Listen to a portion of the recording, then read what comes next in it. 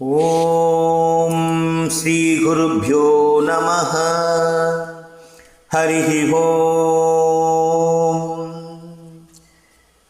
பொன்னிலம் மாதராசை பொருந்தினர் பொருந்தாருள்ளம் தன்னிலந்தரத்தில் ஜீவசாட்சி மாத்திரமாய் நிற்கும் எந்நிலங்களிலும் மிக்க ஏழு நிலம் அவற்றின் மேலாம் நன்னிலம் மருவும் ஏக நாயகன் பதங்கள் போற்றி.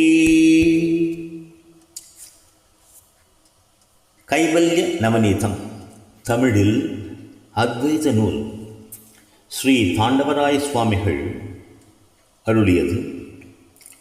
அதனுடைய தத்துவ விளக்க படலத்தின் 72வது செய்யுளை நாம் இன்று காணவிருக்கின்றோம். இப்பொழுது செய்யுளை காண்போம். கங்கையில் கோஷமென்றும் கருப்பு சேப்பு ஓடுதென்றும் தங்கிய சோயம் தேவதத்தன் என்றும் சொல்வார்கள்.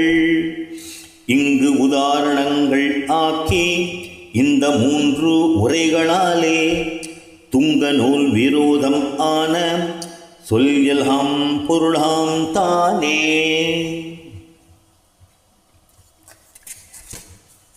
தற்போது ஜீவ பிரம்ம ஐக்கியத்தை ஒட்டி வரக்கூடிய விளக்கங்களை சுவாமிகள் நமக்கு புரிய வைக்க பலவிதமான யுக்திகளை கையாள்கின்றார். மகா வாக்கியங்கள் ஜீவனும் பிரம்மமும் ஒன்றே என்று கூறுவதற்கான பல வகைகளில் பல வேத நூல்களில் நாம் பிரஜானம் பிரம்மம், அகம் பிரம்மாஸ்மி, தத்துவமசி என்று எல்லாம் பலவிதமாக காண்கின்றோம். இதனை சாதாரண ஒரு புரிதலுக்கு கொண்டு வருவதற்காக லக்ஷணைகள் என்கின்ற ஒரு பிரயோகத்தை வேத நூல்கள் கையாள்கின்றன. அந்த லக்ஷணைகள் விட்ட லட்சணை, விடாத லட்சணை, விட்டும் விடாத லட்சணை என்று குறிப்பிட்டு 3 விதமாக பகுத்து சென்ற செயலில் சுவாமிகள் கூறியிருக்கின்றார். அதை நாம் கண்டோம். தற்போது இந்த செயலில் அந்த 3 லட்சணைகளுடைய விளக்கத்தை நாம் காணவிருக்கின்றோம். இனி இந்த செய்யுளில் பொழிப்புரையை நாம் காண்போம். கங்கையில் கிராமம் இருக்கிறது என்றும் கருப்பும் சிகப்பும் ஓடுது என்றும் அங்கு இருந்தவனா இந்த தேவதத்தன் என்றும் சொல்வார்கள். கங்கை ஆற்றில் அந்த கிராமம் இருக்கிறது என்று ஒருவர் வழி சொன்னால் அதை கேட்ட இவன் ஆற்றுக்குள்ள கிராமத்தை தேடுவான். ஆற்றுக்கு வெளியில் இருக்கக்கூடிய கரையில் கிராமம் இருக்கிறது என்று புரிந்து கொண்டு அதை தேடுவான். இந்த ஊர் இருக்கிறது என்று அறிவதே விட்டது என்ற இலக்கியத்தின் லட்சணத்தின் ஒரு குறிப்பாகும். ஒரு மாட்டு மந்தையிலே 2 மாடுகள் மேய்ந்து கொண்டிருக்கின்றது. அவைகள் அந்த மந்தையிலிருந்து விலகி செல்கின்றது. மந்தையாளன் தன் ஆட்களிடம் கூவி கருப்பும் சிவப்பும் ஓடுது பார் என்று அவளை பிடிக்க சொல்லுவான். கருப்பு வர்ணமும் சிவப்பு வர்ணமும் ஓடுமா? ஓடாது. அந்நிறத்தை கொண்ட அந்த மாடுகளே அந்த மந்தையை விட்டு ஓடுகின்றது. அதை பிடி என்று சொல்வது தான் அதில் உணர்த்துவதாக இருக்கப்பட்டது. இது ஒரு இலக்கணை. இது பல ஆண்டுகளுக்கு முன்பதாக தேவதத்தன் என்ற அன்பரை கண்டு பேசியவன். இங்கு தேவதத்தன் என்று குறிப்பிடுவது ஒரு புரிதலுக்காக ஒரு நாமத்தை கொடுத்து நாம் புரிய வைக்கின்ற ஒரு விஷயம். பல ஆண்டுகளுக்கு முன்பு தேவதத்தன் என்ற அன்பரை கண்டு பேசியவன் பின்னர் அவனை பார்த்தபோது, ஓ, நீ பல்லாண்டுகளுக்கு முன் அந்த ஊரில் கண்ட தேவதத்தன் தானே என்று மறமாமல் வினவினான். அதாவது தன்னுடைய ஞாபகத்திலிருந்து கொண்டு வரப்பட்ட அந்த பழைய தேவதத்தனை முன்னிறுத்தி அவன்தானே நீ என்று அவன் வினவுகிறான். இதிலே பார்க்க வேண்டியது என்னவென்றால், தேவதத்தன் ஒருவன்தான். பல காரணங்களினால் அவன் மாறுபட்டு திரிகின்றான். ஆனால் அடிப்படையில் தேவதத்தன் மாறவில்லை. இடம் மாறியது, ரூபம் மாறியது, காலம் மாறியது, அவ்வளவுதான். இந்த மூன்றையும் நாம் புரிந்து கொண்டால் பிரம்மத்தை உணர்வதற்கான ஒரு லட்சணை வெகுவாக இது பொருந்தும். இது விட்டும் விடாத லட்சணை என்று 3 விதமான உதாரணங்களை காட்டி சுவாமிகள் நமக்கு இந்த பிரம்ம தத்துவத்தை மகா வாக்கியங்கள் மூலம் தத்துவமசி என்கின்ற மகா வாக்கியத்திற்காக அடிப்படையாக சொல்லிக் கொண்டு வருகின்றார். இதனுடைய ஆங்கில மொழிபெயர்ப்பை தற்போது காண்போம்.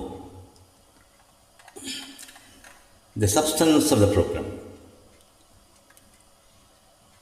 Substance runs like this. Thandavaraya Swamigal takes up the explanations in the form of lakshanas as mentioned in verse 71. The following text will help one understand these lakshanas. கங்கையில் கோஷம் என்று, the கோஷம் என்பது the shore of the Ganges புரிந்து கொள்ளணும். That you understand that கோஷம் is nothing but the shore of the Ganges. This means a person needs a guidance to locate the situation of a village, and the guide says that it is on the Ganges. It does not mean that the village is situated on the river, but on the banks of the river. Here, one needs to give up the notional location on the river Ganges and understand the meaning hidden in it as that the Kosham, that the shore, is the one where the village is situated. It is on the banks of the river. This is Vittalakshana, disjunction as we call it in English. A villager addresses in his slang, Karuppu odudu, Sigappu odudu paar, where he expects that the listener would understand that the pair of bullocks from the herd having the color black and white or red, whatever it is, are moving away. The color does not directly refer to the color, but it refers to the cattle that are such color. It impliedly refers to the cattle going away from the herd. Here, the color is understood as a cattle. It is taken up, and this forms the adjunct or Vidhada Lakshana. The third in the order called Vittu Vidhada Lakshana is explained thus. A person happens to meet one addressed as Devadattan by name after many years of his last meeting with him at a different place. Devadattan remains same, only location, time and the form only changes here. Devadattan, who looked like very charming and handsome many years ago, now is barren and looking dry with discolored hair, is the very same Devadattan. You see the same, and the one whom I met decades ago is a question rising in the person who is observing him now. The disfigured and disformed person makes one think and question to himself as the identity. Here, the Lakshana is called Vittum Vidhada Lakshana. In English, it is called combined adjunct and disjunct one. These seems tricky analogies handled by scholars were used to alleviate the basic doubts on the inexplicable and intricate philosophies. Indicating these examples are meant for making one understand that the substratum behind all these are Brahman alone. The apparent contradictions seen in several scriptural passages as connected to Vashyartham are given an option to eliminate by disjunction, adjunction, and the combination of disjunction and adjunction lakshyas, lakshanai. But the thing remains unchanged. This is how the Brahman has to be addressed. See, Brahman, though seemingly in the form of Ishvara and in the form of Jiva, is seen distorted, that one has to eliminate that distortion and catch up the substratum and try to understand what Brahman is. This is how our scriptures and the scholars, learned people, try to make their disciple understand what the Brahman is. The Lakshana plays a very important role for a mundane person to understand what Brahman is. Thank you for now. Thank you so much.